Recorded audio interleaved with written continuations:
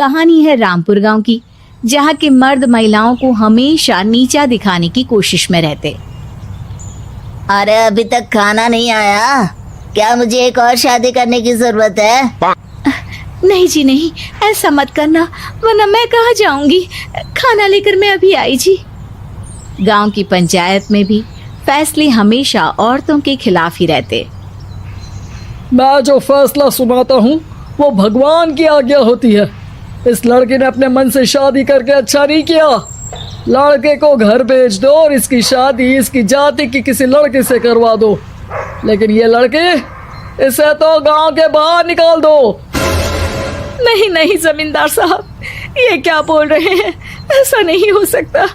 मेरी बेटी मासूम है, इसे अच्छे बुरे की समझ नहीं है। अरे कहाँ जाएगी ये बेचारी? कहाँ जाएगी? इतनी चिंता है तो पूरे परिवार का गांव निकाला कर देते हैं। बेचारे पूरे बसे बसाए परिवार को गांव छोड़ना पड़ता है। चाहे जो हो, अगर बेटियों को कंट्रोल नहीं कर सकते तो गांव में रहने का कोई मतलब नहीं है। यहाँ औरतों को दब कर रहना होगा। कोई भी अपने हिसाब से कुछ नहीं कर सकता, सब ईश्वर की मर्जी से ही होगा। तभी गांव का एक आदमी दौड़ा दौड़ा आता है। सरपंच साहब, जमींदार साहब, वो कालिया है ना, उसकी बेटी पढ़ने के लिए शहर जा रही है। अच्छा, ये कब हो गया? और कालिया की हिम्मत कैसे हो गई ऐसा करने की? लेकर आओ उसे और उसकी बेटी को। बस फिर क्या था, हाजिर हो जाते हैं कालिया और उसकी बेटी सरपंच के सामने। और कालिया, ये क्या सुनने में आ रहा है? बेटी को इंजीनियर बना रहा है तू? और ये बता, गांव में तो स्कूल नहीं है, फिर कहां से इतनी क्लास पास कर गई तेरी बेटी? राधा, जो कि कालिया की बेटी है, उसे लगता है कि सरपंच उसकी तारीफ कर रहे हैं।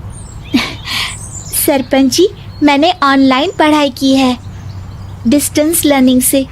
सभी में मैंने अच्छे नंबर पाए हैं, जिसे देखते हुए शहर की इंजीनियरिंग कॉलेज में मुझे स्कॉलरशिप मिली है। वाह जी वाह, क्या होती है ये?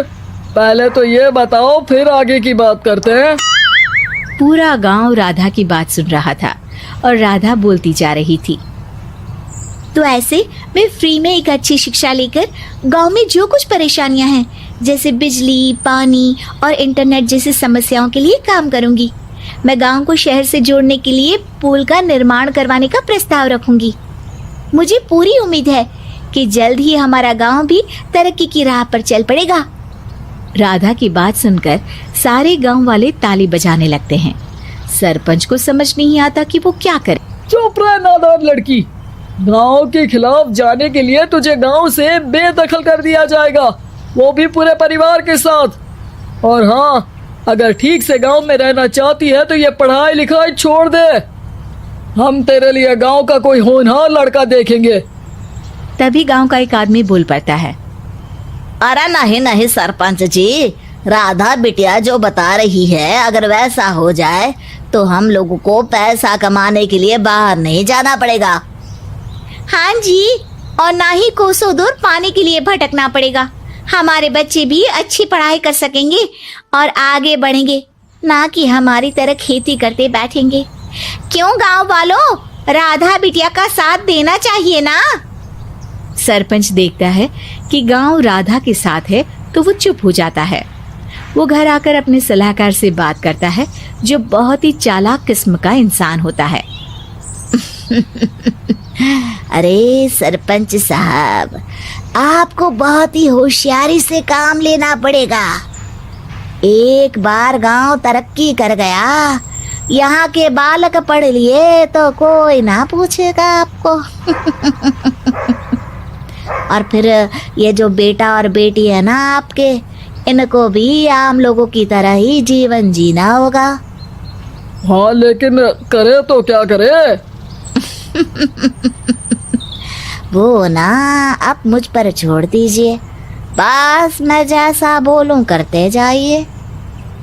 अगले रोज सुबह जब गांव वाले सोकर उठते हैं तो राधा के घर के बाहर और साथ ही वो लोग जिन्होंने राधा का सपोर्ट किया था, उनके घर के आगे लाल रंग से कल आऊंगी लिखा होता है। कल आऊंगी, यह क्या होता है? अरे यह तो खून से लिखा है, लगता है कोई भूत प्रेत या चुड़ैल का साया है। चलो सरपंच जी के पास चलते हैं। सभी सरपंच के पास जाकर उसे सारी बात बताते हैं। और ये तो बड़ी मुश्किल की बात है। चलो, मैं एक बाबा को जानता हूँ, उन्हें बुला लेता हूँ। सरपंच बाबा को लेकर गांव के घर के बाहर जाता है।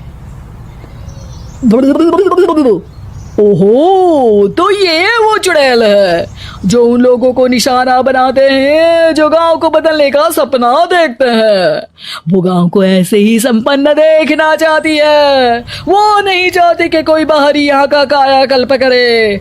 क्या तुम लोगों में से किसी ने गांव को बदलने की सोच रखी है? तभी राधा की माँ रोते रोते आती है।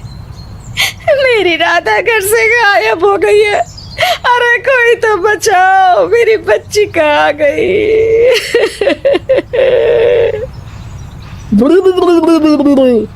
ले गई वो चुड़ैल, तेरी बच्ची को ले गई। अब वो उसे श्रापित करके छोड़ेगी, उस पर चुड़ैल का साया हो जाएगा। तभी बुरी सी हालत में राधा भी वहां आ जाती है। उसके बाल चुड़ैल की तरह फैले होते हैं और कपड़ों में खून लगा होता है। सभी राधा को देखकर डर जाते हैं। माँ, पता नहीं मुझे कौन उठा कर ले गया था। अरे दूर दूर हो जा चुड़ैल, अब हम लोग इस गांव में नहीं रुकेंगे। अरे कैसी बातें कर रहे हैं आप? कल तो आप मेरे भरोसे गांव का हुलिया बदलने, अपने बच्चों को पढ़ाने और तरक्की उन्नति की बात कर रहे थे, तो आज क्या हो गया आपको? ये फिर तुम लोगों को बहकाएगी। ये चुड़ैल गांव में आ चुकी है, ऐसे ही ये तुम्हारे घर के बच्चों को भी ले जाएगी। गांव वाले राधा को गांव से बाहर निकाल देते हैं। उसके माँ बाप रोते रहते हैं, लेकिन गांव वाले नहीं मानते। मैं भी अपनी बहन के साथ गांव के बाहर रहूंगा, लेकिन वो पढ़ाई नहीं छोड़ेगी। वहीं सरपंच के घर पर सलाहकार कहता है। देखा, सांप भी मर गया और लाठी भी नहीं टूटी। लेकिन अगले ही दिन सरपंच के घर के बाहर भी वही शब्द लिखे होते हैं। और फिर सरपंच की बीवी कहती है, हमारी बेटी को किसी ने अगवा कर लिया है। तभी राधा का भाई वहां आ जाता है। अरे गांव वालों, मैंने सरपंच जी की बेटी को देखा था। वो चुड़ैल उसे उठाकर ले जा रही थी। अरे क्या मजाक कर रहे हो? नहीं नहीं सरपंच जी, आप नहीं जानते। वो चुड़ैल अब आपकी बेटी में आ जाएगी, जैसे राधा के अंदर आ गई थी। तभी सरपंच की बेटी वैसी ही हालत में वहां आती है जैसे राधा आई थी। पापा, पता नहीं कैसे मैं गायब हो गई थी। चुड़ैल, इसके अंदर भी चुड़ैल का साया है, मारो इसे। अरे नहीं नहीं, इसे भी राधा के पास गांव के बाहर ही भेज दो। अरे चुप रहो, मेरी बेटी कहीं नहीं जाएगी और चुड़ैल बुड़ैल कुछ नहीं होता है। अरे कैसे बात कर रहे हो सरपंच जी?